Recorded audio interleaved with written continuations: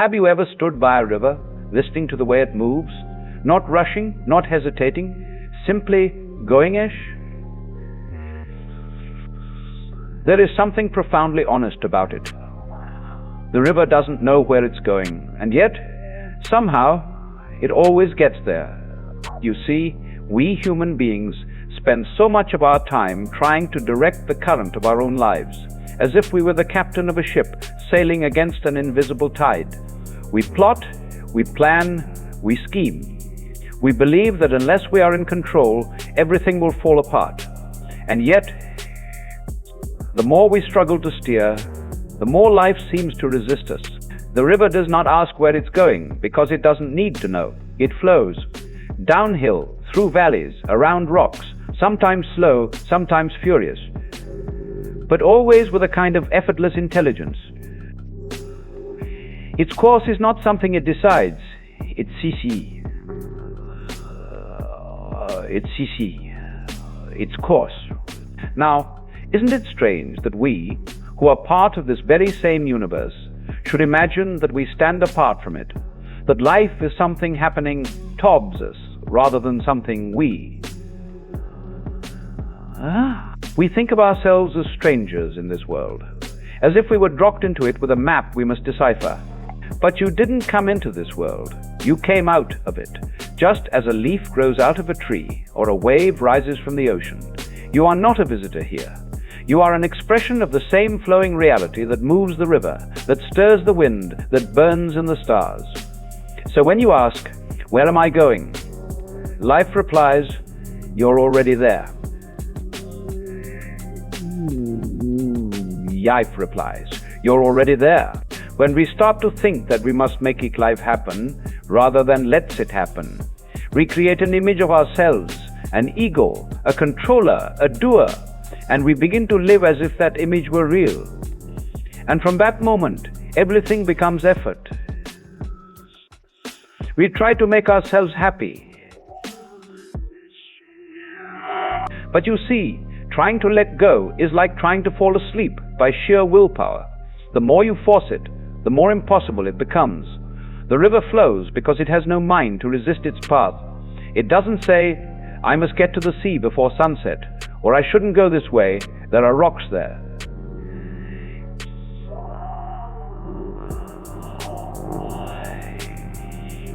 And this is the art of living without anxiety, the art of trusting the flow.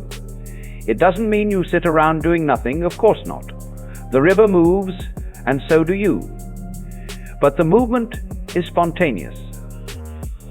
It is not born of calculation. It is born of awareness. When you are truly aware, when you are fully present, you act as the river acts, without hesitation, without clinging, without the burden of should. Do you see? The moment you stop asking, "Where am I going?" you discover that you're already moving, that life itself is living you.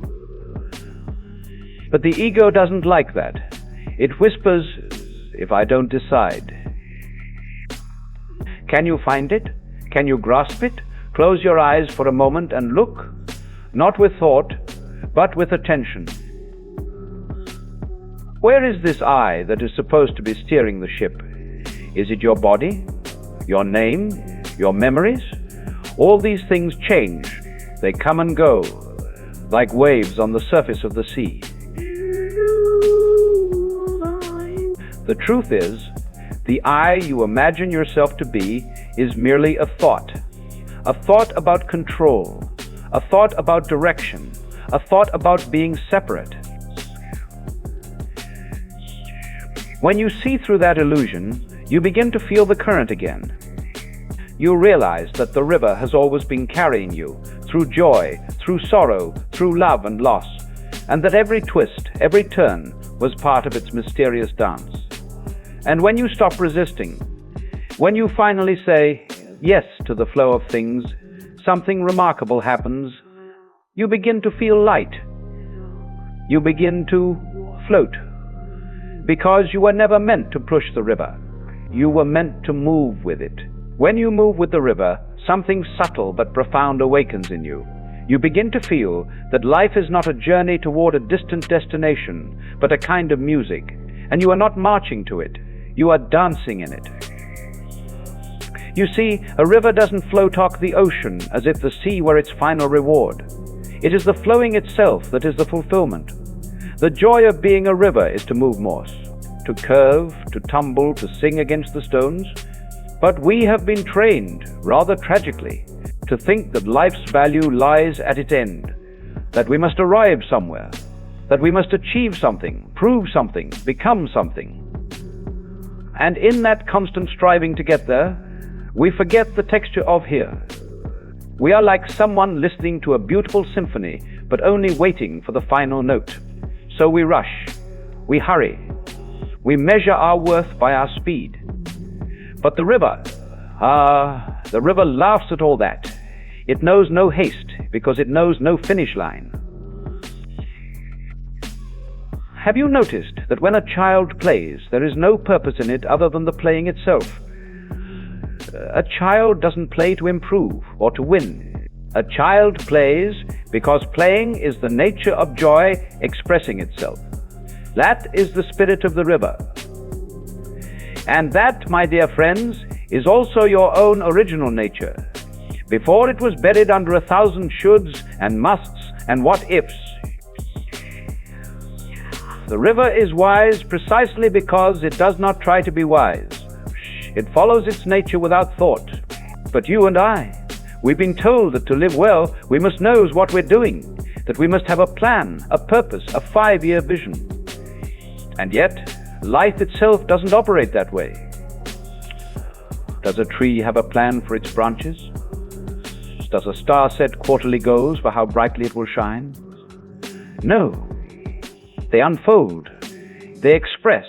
We are, in truth, expressions of the same intelligence that grows trees and sings rivers into being. But then along comes the mind, that marvelous, mischievous tool.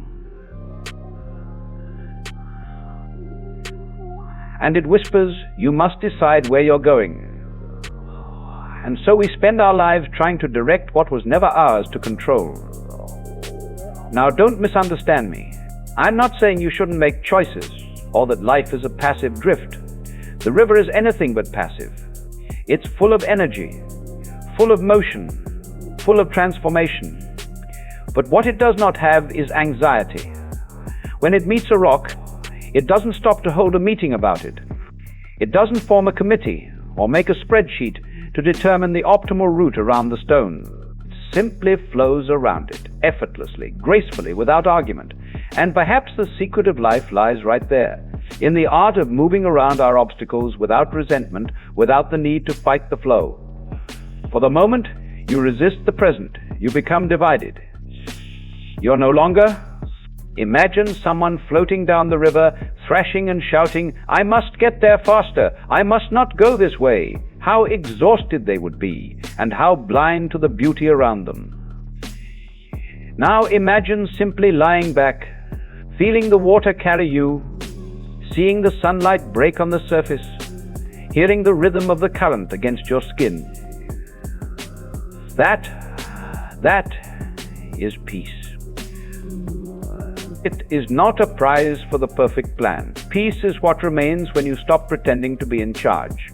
In a way, this is the great paradox. The more you try to control life, the less of it you experience, because to control something, you must stand outside of it. And yet, Eureka, life.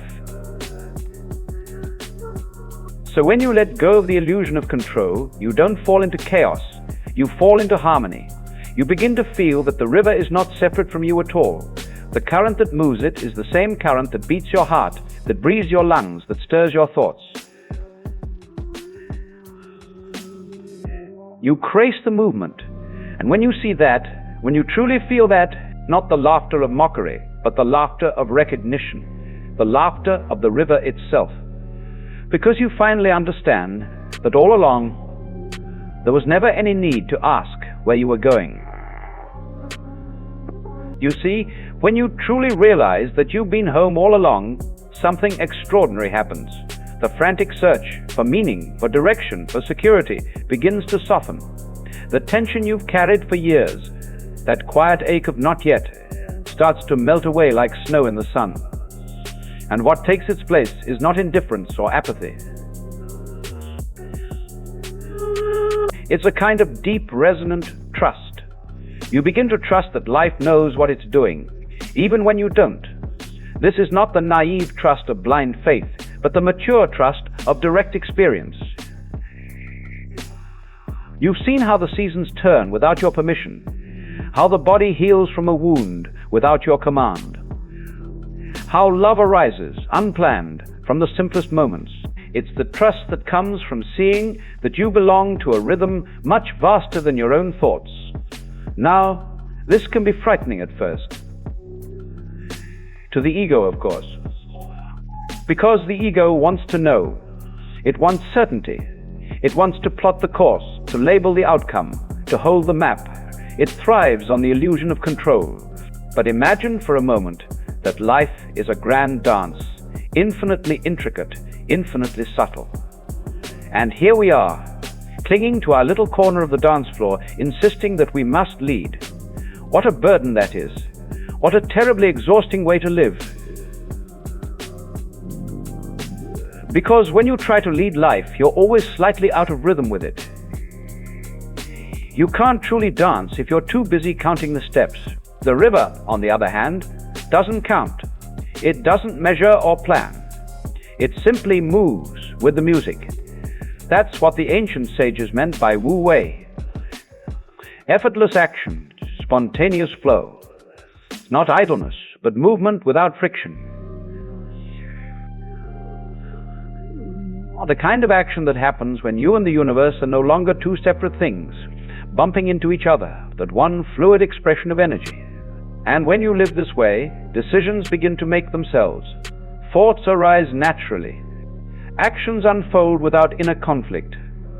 You begin to sense the direction of things, not by thinking about them, but by feeling your way through them. As a bird feels the wind beneath its wings. The river does not debate the shape of its banks. And yet, in that surrender, it also shapes the land in return. That's the beautiful paradox. Surrender is not weakness, it's participation. To yield to life is not to be defeated by it. It is to become one with its intelligence.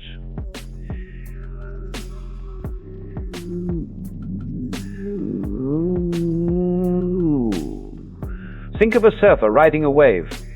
The surfer does not control the wave. No amount of effort or will could ever command the ocean. But by attuning to its movement, by surrendering to its rhythm, the surfer finds power, grace, and joy.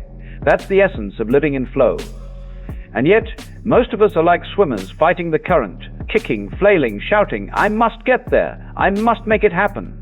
But the moment you stop fighting, the current supports you. The same energy that seemed to oppose you. So much of human suffering, you see, comes from swimming against the current of reality, wanting what is not and not wanting what is. But when you begin to float, you discover that the river was never your enemy. It was your teacher. Now, I don't mean to romanticize life. The river isn't always gentle. Sometimes it crashes and churns, and you may find yourself tossed and turned in its rapids. But even then, the wisdom remains the same. The river is not punishing you. It is simply moving, reshaping itself, and you along with it.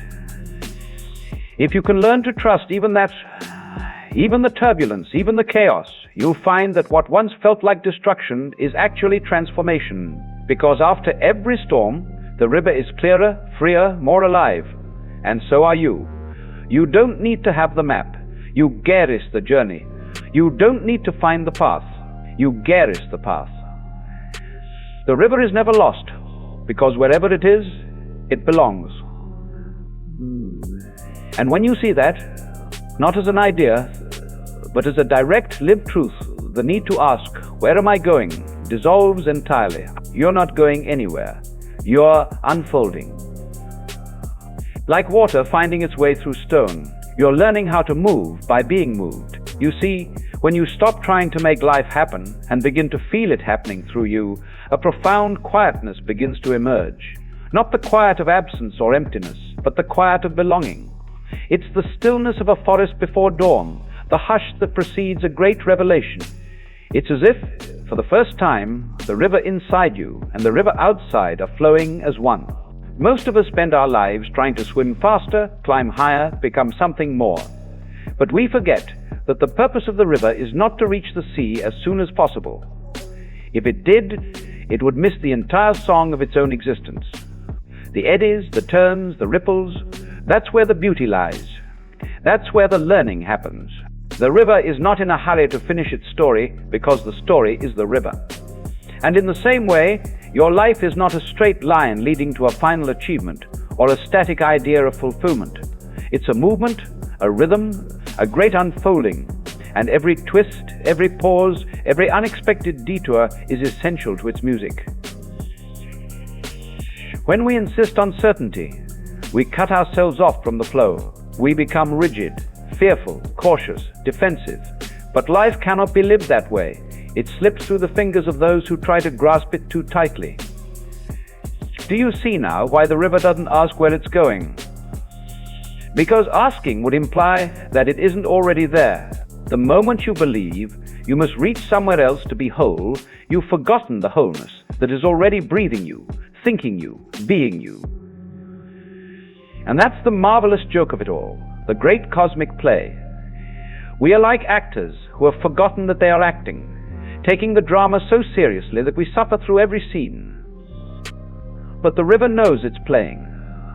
It knows that the rocks, the storms, the bends, all of it are part of the dance. The ego says, I am in control.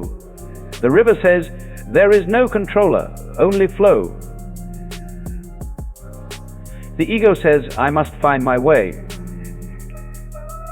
You start to see that the world is not a problem to be solved, but a mystery to be lived. That your purpose is not to direct life, but to participate in it. To wake each morning and say, let's see what the river will show me today.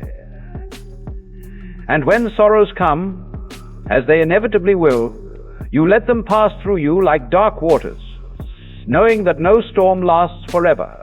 When joy arrives, you let it fill you completely, without trying to make it stay. For joy, too, is a traveler on the current. Everything flows, everything changes, even your body, even your thoughts, all of it in motion, like sunlight on water. And when you realize that change is not the enemy of life, but its very essence, fear begins to dissolve. Because what is there to fear in transformation, when transformation is all you have ever been? The river never clings to the shape of yesterday's banks. It doesn't say, I was beautiful back there. It keeps moving, because to flow is to live. And you, dear listener, are no different. You don't need to hold on. You don't need to figure it all out.